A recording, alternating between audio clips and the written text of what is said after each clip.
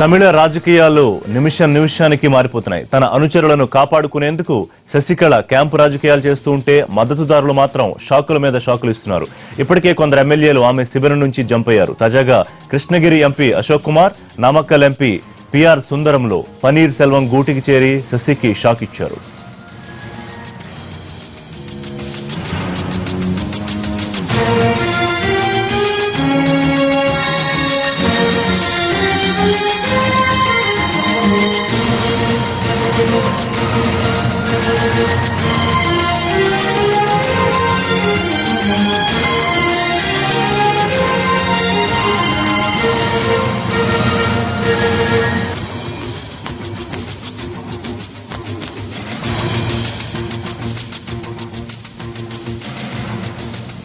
Right, ఈ అంశానికి సంబంధించి పూర్తి డీటెయిల్స్ మా చెన్నై కరెస్పాండెంట్ దినకర్ నుంచి తీసుకుందాం. దినకర్, ఒకవైపు రాష్ట్రంలో ప్రజల మద్దతు సోషల్ మీడియా ద్వారా కూడగట్టుకుంటున్న పన్నీర్ సెల్వం, ఒకవైపు మీడియా కూడా పన్నీర్ సెల్వం వైపు ఎక్కువగా కనిపిస్తోంది. ఇక ఎమ్మెల్యేల నెంబర్ ఇంపార్టెంట్ అనుకున్నప్పుడు రహస్య శిబిరాల్లో ఎమ్మెల్యేలు ఉండడం, అయితే కీలక నాయకులు ఎంపీలు పన్నీర్ సెల్వం వైపు చేరడం శశికళకు ఒక అంతుపట్టిన విషయంగా చూడొచ్చా?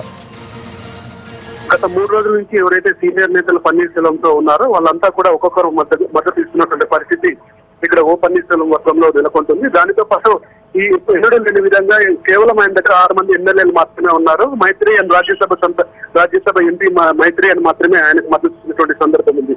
ఇప్పుడు దాదాపు ఒక అరగంట కిందట 2 ఎంపీలు, లోక్సభకు సంబంధించినటువంటి 2 ఎంపీలు ఎవరైతే ఉన్నారో కృష్ణగిరి జిల్లాకు సంబంధించినటువంటి ఎంపీతో పాటు ఆ తర్వాత నమ్మకల్ ఎంపీ కూడా అక్కడికి వెళ్ళడం జరిగింది. సో వాళ్ళిద్దరూ వెళ్లి బేషరతుగా మేము పన్నీర్ సెల్వంకి మద్దతు ఇస్తున్నామని చెప్పి కూడా ఆ 2 ఎంపీలు ఆయన గూటి చేయడంతో ఇంకా ఎంతమంది అక్కడికి వెళ్తారన్న దాని మీద కూడా కొద్దిగా ఇంకా ఇక్కడ శశికళ వర్గంలో మాత్రం ఆందోళన రేకెత్తిస్తున్నటువంటి విషయంగా చెప్పుకోవచ్చు. ఇది ఖచ్చితంగా శశికళకు భారీ జలక్ అని కూడా చెప్పుకోవచ్చు. అయితే ఎంపీల సపోర్టు ప్రస్తుతానికి ఇది లేకపోయినా కానీ మోరల్ గా సపోర్ట్ మాత్రం ఓ పన్నీర్ సెల్వం వైపు వెళ్ళడంతో సో ఇంకా ఎమ్మెల్యేలు కూడా వస్తారన్నటువంటి ఒక వాదన కూడా జరుగుతుంది. ఇంకా రిజార్ట్స్ దగ్గర కూడా ఎమ్మెల్యేలని సాధ్యమైనంత వరకు బయటకు పిలుచుకొచ్చి వాళ్ళని ఫ్రీగా వదలాలని చెప్పి పోలీసులు అక్కడికి వెళ్ళడం జరిగింది. సో ఎమ్మెల్యేల మద్దతు సాధ్యమైనంత వరకు ఎంతవరకు సంపాదిస్తారు ఓ పన్నీర్ సెల్వం అనేది ఇప్పుడు హాట్ టాపిక్ గా మారిన నేపథ్యంలో పోలీసులు తీసుకుంటున్నటువంటి చర్యలు ఏవైతే ఉన్నాయో ఆ చర్యలన్నీ కూడా ఓ పన్నీర్ సెల్వంకి మద్దతుగా జరుగుతున్నటువంటి చర్యలుగా మనం భావించవచ్చు. అయితే ఎమ్మెల్యేలంతా బయటకు వస్తారా లేకపోతే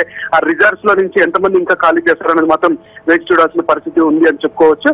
అయితే ఎంపీల మద్దతు ఉండడం మూలంగా కూడా ఇంకా 3 ఎంపీలు అక్కడ జాయిన్ అవుతారు, ఆయన క్యాంపులోకి జాయిన్ అవుతారని కూడా మనకు వస్తున్నటువంటి సమాచారం. ఈ రోజు మధ్యాహ్నం లేదా సాయంత్రంలోగా ఆ 3 ఎంపీలు కూడా ఓ పన్నీర్ సెల్వం గూటికి చేరే అవకాశం ఉంది. రిషి, దీనిగా ప్రత్యక్షంగా ఎంతమంది ఎమ్మెల్యేలు ఇప్పుడు పన్నీర్ వెనకాల ఉన్నారు? ఈ ఎంపీలు తాజాగా వచ్చిన ఎంపీలకు సంబంధించిన వాళ్ళ అనుచర ఎమ్మెల్యేలు కూడా వచ్చి బహిరంగంగా మద్దతు ఇచ్చే అవకాశాలు ఇవాళ ఏమైనా ఉండొచ్చా?